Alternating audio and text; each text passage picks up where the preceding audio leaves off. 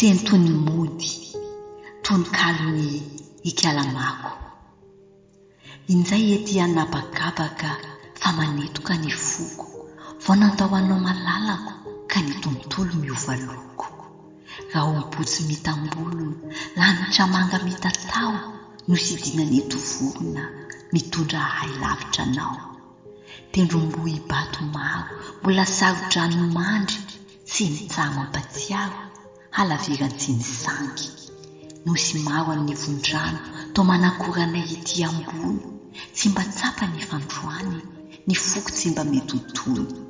Dia io ilay tanànako eny antsomamby samby miandry ahy, isaiko sisa no manjery andro iaonantsika roa indray.